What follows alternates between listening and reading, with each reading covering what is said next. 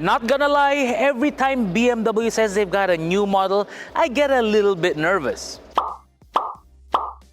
See what I mean? But thankfully with the 3 Series, they don't do that.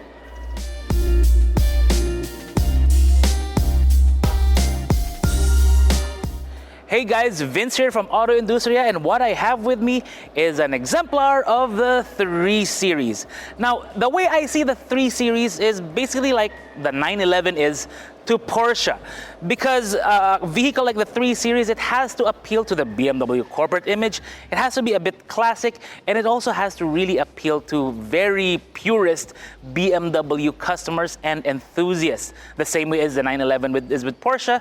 They can't really change too much with the look. That's why it looks the way it does. But thankfully, that's a good thing with something like the 3 Series, because if you look at the vehicle, it still has a lot of the great BMW design elements.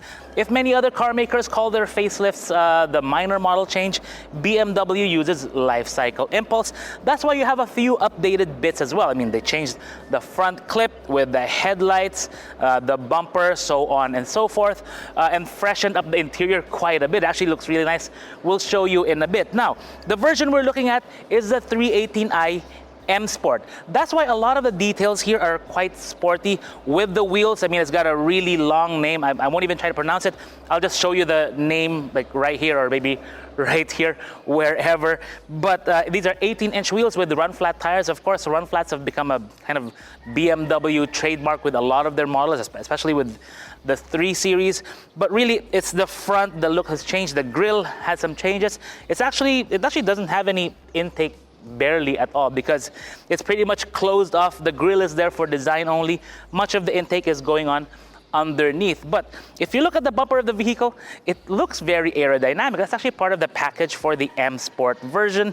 But it also has this kind of thing right there. That's something we've found really common with a lot of car makers and a lot of their new models like the Kia Sorento, so on and so forth. There really is something to be said about the design of this 3 Series, but I really do like the color of it. I know a lot of guys like the flashy colors, but me, I like these understated pastel-like colors, especially this shade of, I don't know, grayish blue. It really looks nice when you come up to it. Now, looking at some of the details here, the shark's fin up top looks very different than what I'm used to in other models. I do wish they kicked this up a little bit more like the older BMW models, but it does have kind of a lip right here for aerodynamics. Now, looking at the taillights, it is very nice. The bumper is nice. It's got the black trim here with the diffuser down there. Well, it's a faux diffuser. I don't think that's going to be functional, but those tailpipes are twin tailpipes, proper for a car like this. When you pop open the trunk, what you get is actually a fairly generous cargo area, because it measures 39 by 39 in the narrowest configurations. It goes up to 54 right there, so you can fit golf clubs. And it does have the latch for the rear seat somewhere. Where am I grabbing? There it is. Took a while to fold down the rear seats. However, when you pull it, the seat actually doesn't go down. It just unlatches. You still have to go around to actually fold it, which is kind of odd. Kind of wish it folded down. Right now it goes 60-40 style, but you can also fold down the middle portion only to make it, I guess, 40-40-20, something like that. Or sorry, 40-20-40. But when you fold it down, the cargo area expands to around 63 inches. So depending on what you need to carry, you've got that much to play with. It's also got a power boot. One thing we want to note here, there is no spare tire underneath. It's only the battery for the engine. So let's go check it out. In the past, when car makers, especially German car makers, come up with the names of their models, they do a series of numbers. So in the case of the 3 Series, they say 316i, 3 is the model name, and then you have 16, which is usually 1600, or it usually denotes the size of the engine, that kind of thing. In the new generation, in the new series of models, Not anymore, because this one has a 2-liter, and it's really a very nice 2-liter. It is the B48. If you own a Toyota Supra in other markets, not in the Philippines, that engine would be very, very familiar to you. But the version in this one, it makes 156 horsepower and 250 Newton meters of torque. I know what you're thinking. It doesn't seem that high, especially we're seeing now the 1.5-liter turbos making even more power, but we'll discuss that a bit later. But what's really key here is the attention to the driving performance other than just outright power, because they've got an 8-speed automatic driving the rear wheels proper for a BMW, but also there's attention to the handling of the vehicle. Because if you look at any engine bay of a car, it's usually one of the biggest compromises when it comes to the rigidity of a vehicle, because you have a big open space and much of it is unsupported. In this one, no. They made sure pretty much everything is supported. Everything is structurally complementing each other. If you look at the way the beams are, so on, like the way it's structured out there, they try to minimize the effect of having an open space under the hood. So if you look there, it's one like kind of almost a continuous piece, keeping the rigidity of the vehicle very, very strong. Also, you'll notice up in the hood, this, by the way, is aluminum. It's got 2 hood latches. It's very BMW, the different hood hinges, and it's got dampers right there.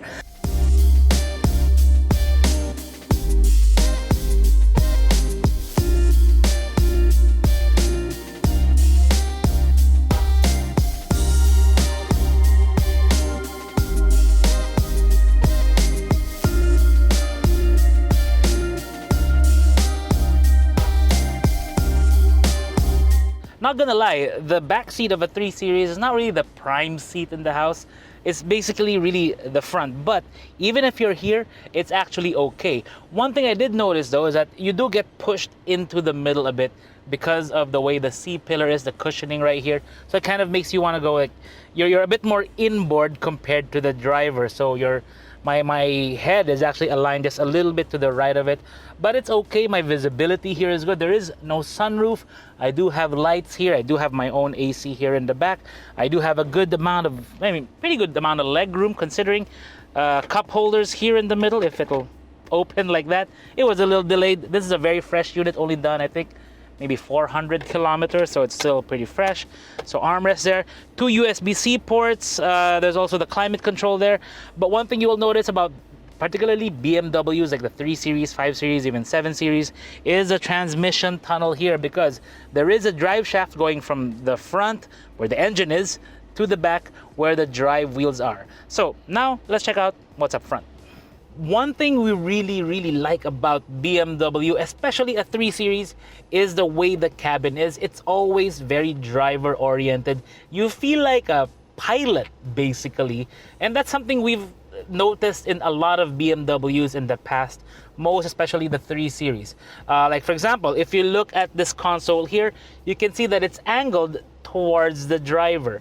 It really does make it feel like you're in control of everything. It just improves the ergonomics. Even this screen here, we'll get to that later, but the way it's canted over, it's very nice. But it's the seat that we really do like. I mean, even for me, it's pretty comfortable. It's a power seat. Of course, you can adjust it in so many different ways: forward, back, up, down.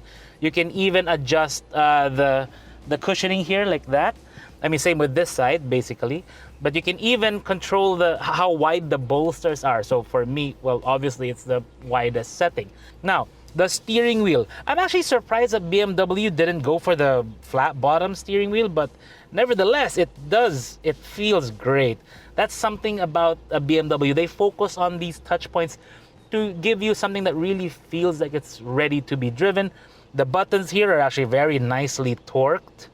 You've got wheels here on either side with click wheels that you can control things. On the left side, you have the cruise control functions, not the climate control. Cruise control, the regular cruise control, not the adaptive kind, the automatic kind. You have the audio controls and the controls for the screen. We'll show you later on this side. Paddle shifters right here. It just feels nice and proper. Your traction control or stability control is actually right here. Your parking sensor control on off is right here. You have your auto start stop for the engine. So if you're in traffic, it'll try to save fuel by killing the engine for a little bit. Then you have the engine start stop, and then you have your, well, they call these drive experience controls, but basically driving mode. So we'll set it to Eco Pro. If you notice, it goes blue right there, and we'll show you what you can configure. So basically, it controls all the different functions to try to be more efficient. Again, Eco Pro. So you have climate control, which tries to save on the climate control or on the AC to try to give you better fuel economy. Your Eco Pro side, that's for I think the defogging functions. Coasting, it won't kick down the gear yet, that kind of thing. And then you have steering. Of course, this also affects how the transmission and the powertrain behaves. That's what it's trying to give you. So if you have, let's say, why is it in sport? Try to put it in comfort. So in comfort, it'll be softer. In sport, it'll be stiffer. It'll have a bit more resistance there. That's really what it does. So when you press comfort, it goes to a different setting. It's a bit of a balance of everything. And then you go sport, it goes red, which, you know what? I think I'm going to keep this in this setting because that looks cool. Now, right beside it, you have your transmission controls. It doesn't have a traditional gear stick. It has this toggle thing. It's something we also saw in the BMW iX. So it's very similar to that. So basically, right now we're in park, and then you have your drive, you have your reverse, and when you do reverse, you get the camera view, which is actually one of the best ones we've tried. It even shows the angle, let's say basically the angle of the tires when you're going around, so you can more precisely park. It's actually very easy. You have the reversing assistant there for automated kind of parking. I'm not going to use that. Let's turn that off. Put it back in park. Your electronic parking brake is here, your auto brake hold. But what's different is that we think they're getting some inspiration from the way other car manufacturers are doing their, I guess, their interfaces for the certain functions of the vehicle. Particularly here, you have basically a wheel, right, to scroll through the functions on this screen, and then you can go up and down, the usual. Let's go back. It does take a bit of getting used to, but once you get used to it, especially if you've driven other BMWs or even Minis before, it's very similar. You'll be able to familiarize yourself pretty easily with this. You have a panel here that when you press right here, it opens up. You'll see my phone is there. The key for the car is also there, and the key of this one is very nice. It's got of course, being an M Sport, it's got the colors right there. Now you have all the controls here that you really need: lock, unlock, open trunk, so on and so forth. In here you have 2 cup holders, and you have a wireless charging pad, but my Xiaomi 12 doesn't really fit unless we remove the case. And now it does fit, but it's not charging because the door is open. Nevertheless, moving right along, it apparently, one of the things we discovered like right about maybe 5 minutes ago is that I can't get Android Auto or Apple CarPlay to function in this vehicle.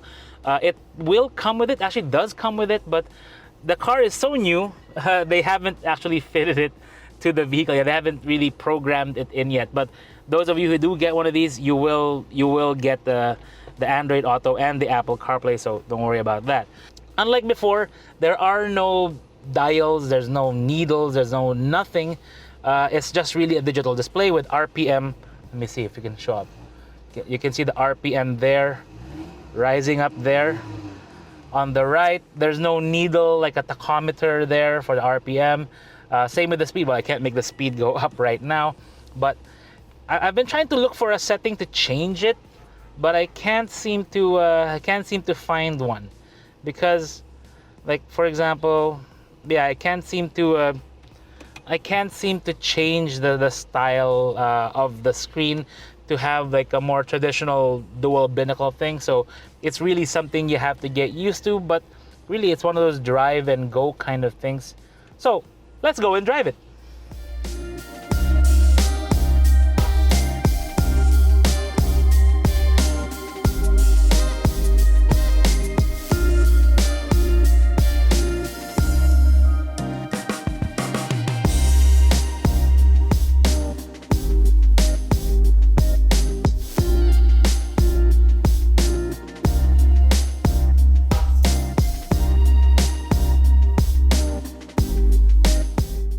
So yeah, I've just come from a place where you'd probably find a lot of BMWs, and that would be Alabang.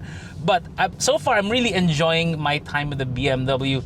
But something I really want to make clear now, like if you can see what's happening right now, is that this suspension is not going to be for everyone. If you're, let's say, on C5 in the truck lane, oh, you're not gonna like how this car behaves, because it's going to feel bumpier. It's not bouncy. It's more like it's quite firm, and it's something that is not going to be for everyone. If you're used to, like, say, the ride of a Camry, this is not going to feel better than that. But it was never meant to be anyway, because this is meant to be more of a driver's car, something you will enjoy. And that's really been the appeal of the 3 Series all throughout its history, from the 2002 E30, E36, E46. Let me see if I can name E90, F something. You know what? Never mind. So that's always been the character of the 3 Series, and that's why we like it. And it's something that BMW is preserving, albeit with a lot of modernizations with the vehicle itself. What I will say, though, is that the vehicle feels a lot more refined than before. Not that the previous examples weren't refined, but this one even more so, because if you're cruising on the highway, like, it just feels confident. It just feels super smooth, super slick. It feels like you can really take it up to its top speed, which is, by the way, 224 kilometers per hour, which isn't too bad for a 2-liter like this. Now, something I want to note is that this is not a powerful car or a quick car, because 0 to 100, 8.6 seconds, and you can really feel it because when you put your foot down, it takes a while for it to get going. It does have speed, but it doesn't have like this really good acceleration that you may be expecting out of a vehicle like this. Because looking at it, driving it around, looking at the specs, I mean, it's got 156 horsepower from a 2-liter engine.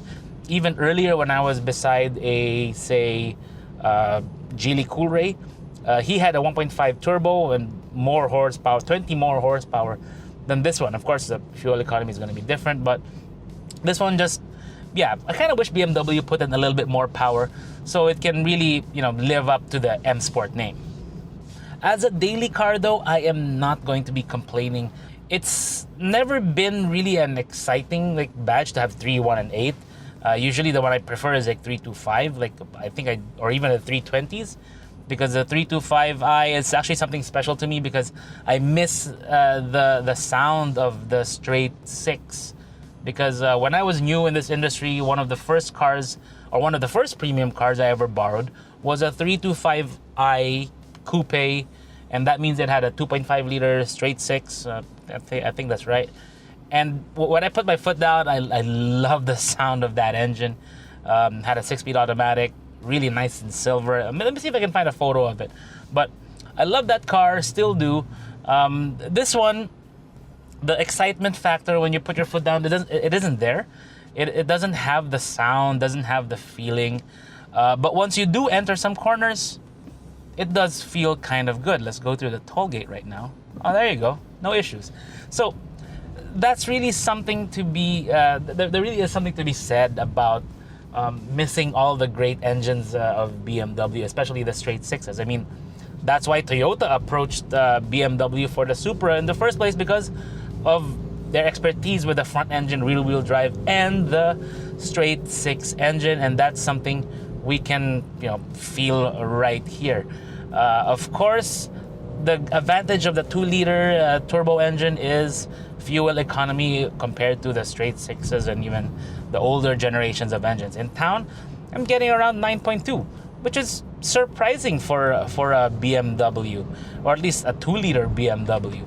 But on the highway, I'm getting around 14.9, which again, also pretty good for something this nice, this fun, and this premium. The real advantage of the 318i, however, is going to be where it's manufactured, because this is sourced not from Germany but from Malaysia. Now, some BMW fans aren't going to be too thrilled about driving a Malaysian-made BMW, but let me tell you now, we've been driving a lot of Malaysian-made BMWs lately, and they are actually really, really good, including this one. I think this is a better one because in the last, I think, 5 series I drove, there was an issue with the cover right here. It wasn't kind of perfectly aligned. This one, absolutely perfect. No rattles, no squeaks, no nothing. So they really are keeping up the quality over there in Malaysia. And that also brings up the advantage when it comes to pricing, because being a Malaysian CKD, well, this takes advantage of AFTA. And that means reduced tariffs, reduced import duties, and it has a big impact on the price. Let's head back to the warehouse and I'll tell you how much this one costs.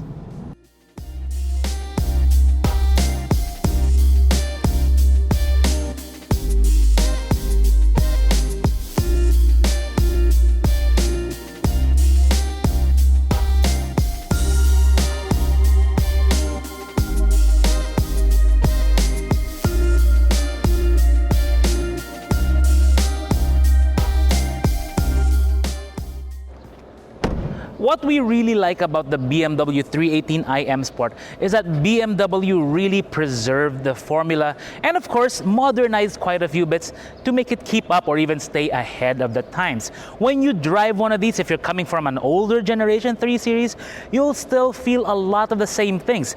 The great steering, well, that can't be as good anymore as the older types of steering, but it's still pretty good. The handling, the power delivery, the way it comes out of corners, it really is a very exhilarating drive, even though it's not one of the most powerful kids on the block. What's really nice here though is the price, because they kept the price of this at 3.79 million, which I think is something really good for a BMW with an M Sport badge. I mean, how much is a Civic Type R now? And this is a BMW? Wait, I can't say that. My boss has bought a Type R.